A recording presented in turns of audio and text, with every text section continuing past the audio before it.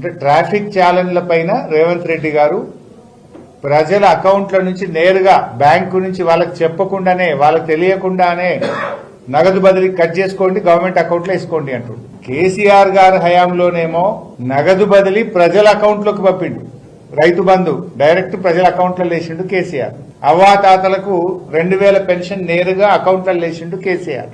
కానీ రేవంత్ రెడ్డి ఏమంటుండు, ప్రజల అకౌంట్ల నుంచి లాక్కొని ప్రభుత్వ అకౌంట్లు వేసుకుంటా అంటుండు రేవంత్ రెడ్డి. అసలు ప్రజలకు తెలియకుండా తమ అకౌంట్ నుంచి డబ్బు తీసుకుపోయేటోళ్ళని ఏమంటాము? సైబర్ నేరగాళ్లు అంటాం. సైబర్ నేరగాళ్లు నీకు తెలియకుండా నీ అకౌంట్ల నుంచి పైసలు ఎత్తుకపోతారు.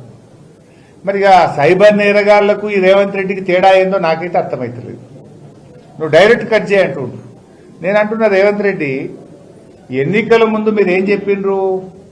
బాండ్ పేపర్ మీద రాసిచ్చారు. బాండ్ పేపర్ మీద రేవంత్ రెడ్డి స్వయంగా సంతకం పెట్టిండు. డిసెంబర్ నెల నుంచి అవ్వాతాతలకు 4000 పెన్షన్ ఇస్తా అన్నావు.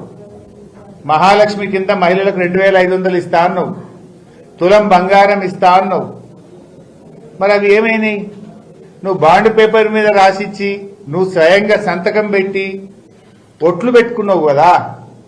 మరి ఒట్లు పెట్టుకున్నందుకు నెల నెల అవ్వాతాతలకు ఇవ్వాల్సిన 4000 రూపాయల డబ్బులు గాని, ఆడపిల్ల పెళ్లికి ఇస్తామన్న తులం బంగారం గాని, మహాలక్ష్మి పథకం కింద మహిళలకు ఇస్తామన్న నెలకు 2500 రూపాయలు రేవంత్ రెడ్డి అకౌంట్ నుంచి మరి సీదా ఆటో క్రెడిట్ చేసే పని కూడా చేయాలని నేను డిమాండ్ చేస్తా ఉన్నా.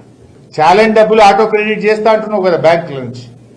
మరి నువ్వు కూడా బాండ్ పేపర్ మీద రాసిచ్చి ఒట్లు పెట్టి సంతకం పెట్టించినావు కదా. మరి నీ అకౌంట్ నుంచి కూడా లేదా ప్రభుత్వ ఖజానా నుంచి ఆటో క్రెడిట్ చేసి ప్రజలకు తీసుకుంటాం. మరి